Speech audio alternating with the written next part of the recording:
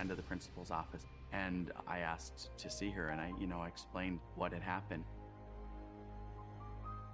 According to Jamie, Principal Podlesny again responded by saying, "Boys will be boys."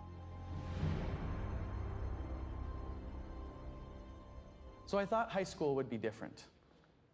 After all, the kids that are harassing me are now freshmen.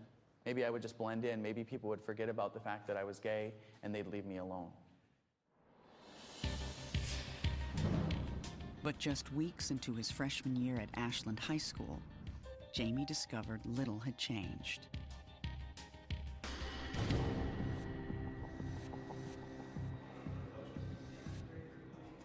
I just tried to ignore them and continue to use the restroom. Well, look who's here. And when I did that, I felt somebody's knee push into the back of my knee. And I ended up falling forward into the urinal, and one of the other kids who was standing at one of the other urinals turned and started to pee on me. I was really angry, I was upset, and I thought, it's starting all over again. It's starting all over again now in high school. Although only a handful of students bullied Jamie, many others stood by without speaking up. I've often wondered about the kids who watched it happen, why they didn't say anything, how they felt about what was going on. Were they afraid?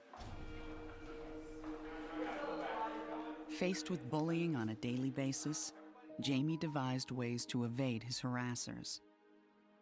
I'd get to school early. I'd go find a place to hide with all of my books, and I'd wait till the bell rang, and then I'd basically run from class to class to class, trying to get there as quick as I could. And I typically wait about 20 minutes or half an hour after school got let out so that activities were in progress, everybody else was gone, and I'd walk home. Although the administration was largely ineffective at safeguarding Jamie, some faculty members tried to protect him.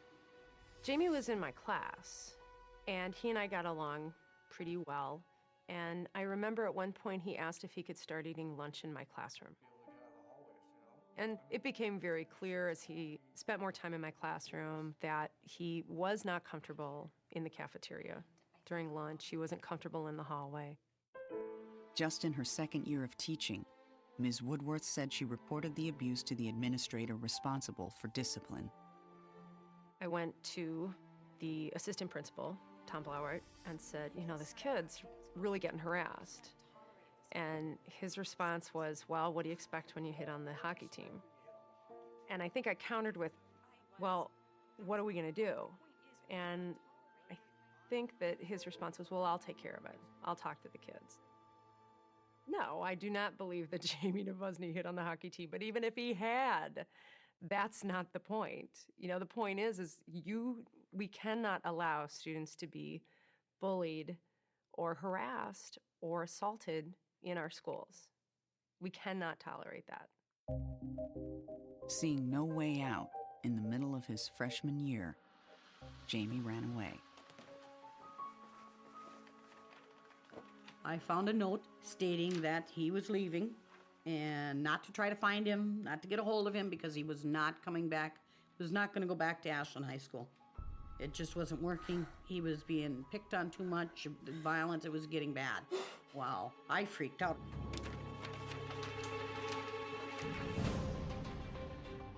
Jamie and a friend hitchhiked 3 days to the closest big city.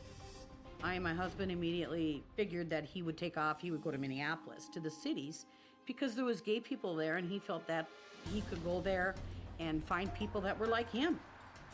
So we basically got some clothes together, packed some suitcases, and got in the car and headed to Minneapolis. We put posters all over in the cities, bus depots, telephone poles, bus stops, we put up a lot of posters. While we were in Minneapolis, we started seeing missing posters of me at coffee shops and at downtown Minneapolis on different posts, different places. And we should try to avoid places where there was going to be missing posters for fear that somebody would recognize me. Jamie eventually landed at a youth shelter where he connected with social worker T.C. Largaspada. What I was struck with is that most of the time when I meet a kid, they're either running to something or away from their parents. And he wasn't doing either one of those things. He was really in danger. He's here. Yeah. That same day, Jamie's parents called the youth shelter, checking to see if he was there. He's shaken. They were really, really rattled. They were putting posters all over. They were pretty freaked out. And they were pretty desperate.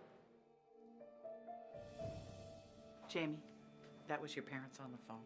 They want to come see you. It's like, I'll talk to my parents, I'll do whatever, but I'm never, ever, ever, ever going back there. He was very clear that he loves them, but he was like, I don't think I'll make it if I go back there.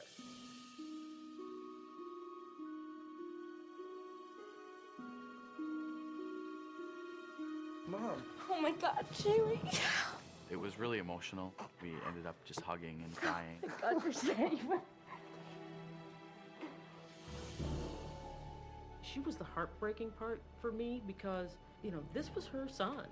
And she wasn't ready to let him go. He was way too young to let go. And you could see that she was torn between, can I keep him safe? And, I just want him home. So I told him, no matter what we have to do, if you come home with us, we will not send you back to the high school. We will get alternative education for you. Jamie agreed to come home.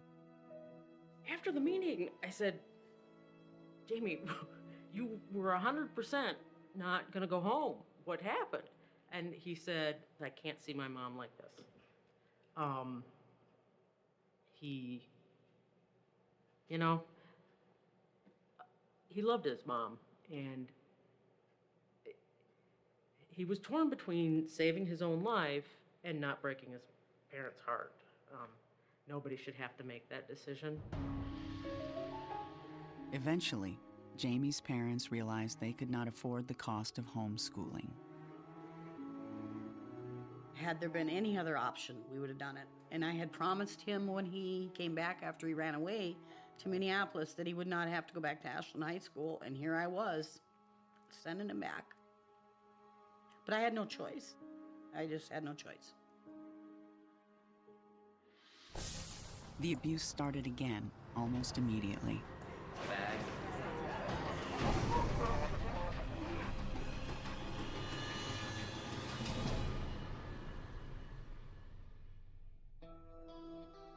Jamie was being pushed to his limit. It became clear that he was a lot more stressed, a lot more worried. And he was fretting a lot. I ended up walking to school. I got my books and I found a place to hide. And I was studying, sitting cross-legged on the floor. Unfortunately, I didn't hide well enough that day. Get up and fight, faggot. He ended up kicking the books out of my hands, and so I went to pick the books up, and he started kicking me. And he continued to kick me and kick me.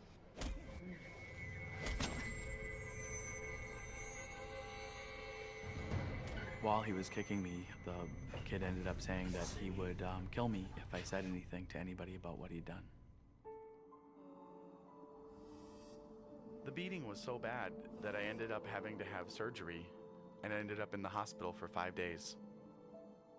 I knew at that point I could never go back to school, that if I did, they were going to kill me. And so I made the decision to run away again. I ended up in Minneapolis, and I ended up after about a week calling my parents and saying, this is the deal. I'm not safe there anymore. You know that. Either you let me move here, you let me find a place that I'm going to be safe, that I can go back to school, or you don't see me until I turn 18. I didn't want to let him move. I didn't want to lose him. I felt like I was losing him. I wanted to see him graduate. I wanted him to be with us. I was scared. I felt that if I didn't let him go and move to the cities, it was probably either he was going to commit suicide, and this time it would happen. Or he just he wouldn't go to school anymore. He'd quit going, or he'd run away. We had to let him go. And that was probably one of the hardest things I had to do as a mother, was to let him go. That really hurt. But it wasn't easy for Jamie in Minneapolis. He was severely depressed and anxious. His experience was the result of feeling like his life was in danger. That's the clinical criteria for post-traumatic stress disorder. Something happens that you feel you're going to die. That was his experience. At a community help center, Jamie met legal advocate Joni Thome. So how often did this happen? Just about every day. One afternoon, he revealed all that had happened to him in Ashland schools. During the course of Jamie telling the story, I had a lot of feelings.